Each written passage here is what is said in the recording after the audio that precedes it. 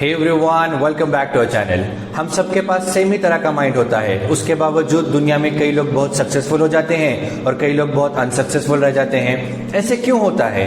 क्योंकि हम ये नहीं जानते कि अपने माइंड को किस तरह से प्रोग्राम करना है और किस तरह से उसका इस्तेमाल करना है। और दुनिया में कई सारे ऐसे लोग हैं जिनको ये समझ में आ जाता है कि अपनी लाइफ किस तरह से मुझे शेड्यूल करनी है जिससे मैं अपने लाइफ में एक सक्सेस को मैं अचीव कर सकता हूँ। और अगर हम दुनिया भर के सक्सेसफुल लोगों के अगर हम मिसाल लें, उनकी बायोग्राफी पढ़ें, उनकी लाइफ को हम एक्सप्लोर करें, तो हमें यह समझ में आता है कि ये लोगों के अंदर कुछ ऐसे कॉमन आदतें होती है जिसके वजह से उनको अपने लाइफ में उस सक्सेस को अचीव करने में मदद मिलती है। तो आज हम कुछ ऐसे पॉइंट्स पर डिस्कस करेंगे, कुछ ऐसे हैबिट्स के बारे में जो दुनिया के सक्सेसफुल लोगों के अंदर होती है और अनसक्सेसफुल लोग उसको एक तरह से मिस कर जाते हैं या उनको इतना सीरियसली वो नहीं लेते। तो चलिए गाइस, शुरू करते हैं।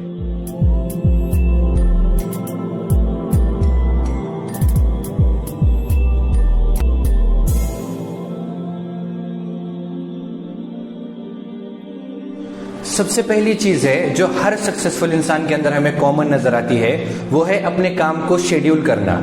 कोई भी सक्सेसफुल इंसान अपने दिन का, अपने मंथ का, इवन एक एनुअल शेड्यूल, यहाँ तक कि 10 साल तक की वो एडवांस में प्लानिंग करते हैं और उसके हिसाब से वो अपनी लाइफ पूरी तरह से शेड्यूल करते हैं। वहीं अगर हम अनसक्सेसफुल इंसान की बात करें तो हम जब दिन निकलता है उसके बाद ये सोचते हैं कि आज दिन भर में करना क्या है।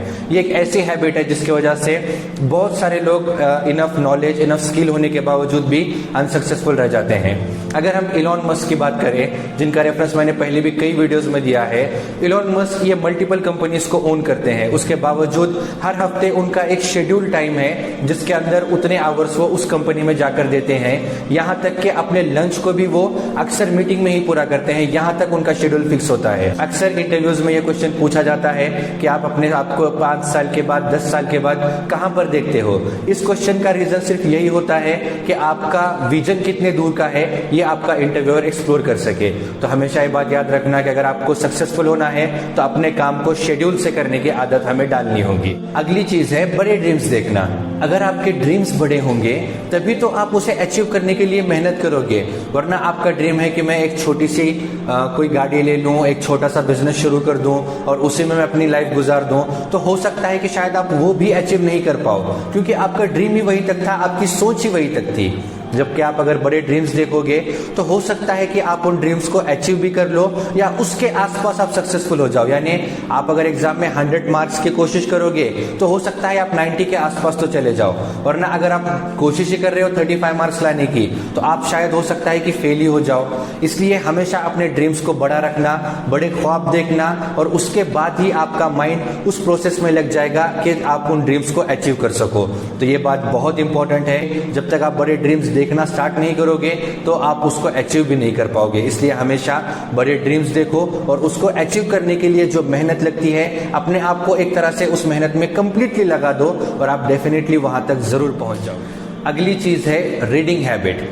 अब आज के इस दौर में जहां हम स्मार्टफोन और अलग अलग इस तरह के डिवाइसेस के एडिक्टेड हो चुके हैं, इस टाइम में बहुत इंपॉर्टेंट है ये बात समझना कि रीडिंग एक ऐसी हैबिट है जो एंशिएंट टाइम से लेके आज तक ना रिप्लेस हुई है, ना इसको कोई रिप्लेस कर सकता है। और जो नॉलेज आपको रीडिंग से मिलता है और जो एक्सपीरियंस आपको उससे मिलता है, वो कोई भी चीज रिप्लेस नहीं कर सकती, क्योंकि रीडिंग एक ऐसी चीज है जिससे आपको माइंड को एक तरह से एक्सप्लोर। और फेसबुक के सीईओ और दुनिया के रिचेस्ट पर्सन में से एक मार्क जुकरबर्ग भी हमेशा अपने डेस्क पर कुछ ऐसे बुक्स रखते हैं जो वो इस हफ्ते या इस महीने वो पढ़ने वाले हैं। तो दुनिया के हर सक्सेसफुल इंसान के अंदर आपको ये खूबी हमेशा नजर आएगी कि वो सब लोग बहुत ज्यादा रीडिंग करते हैं और बहुत ज्यादा रीडिंग करने को वो वैल्यू भी देते हैं।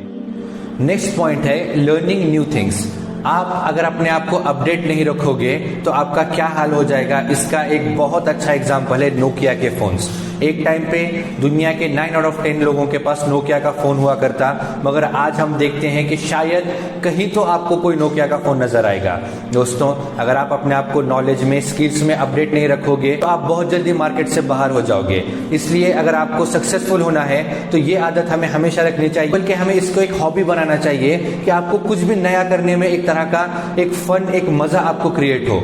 और इस वजह से आपको एक तरह से नए नए स्किल्स भी पता चलेंगे, आप उसमें मास्टर भी कर पाओगे, तो एज अ हॉबी आप एंजॉय भी कर पाओगे। इसलिए ये आदत भी बहुत इंपॉर्टेंट है और कई सक्सेस के अंदर हमें ये आदत नजर आती है। और लास्ट चीज है अच्छी आदतों को अडॉप्ट करना और बुरी आदतों से दूर रहना। अच्छी आदतें जिसमें पॉजिटिव थिंकिंग है, उसी के साथ साथ आप अपने फेलियर्स को किस तरह से हैंडल करते हो, आप आपके सक्सेस को किस तरह से हैंडल करते हो, और इसी के साथ साथ आप अपने दोस्तों के लिए, अपने फैमिली के लिए और अपने सोसाइटी और अपने कंट्री के लिए आप कितने बेनिफिशियल हो, ये सारी चीजें आपके अच्छी आदतों में काउंट होती हैं। सोसाइटी को भी उतना ही बेनिफिट होगा जितना आपको।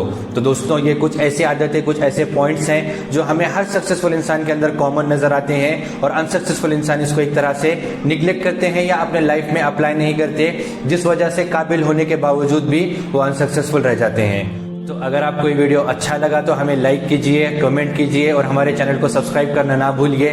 This is Arshad Syed, thank you so much.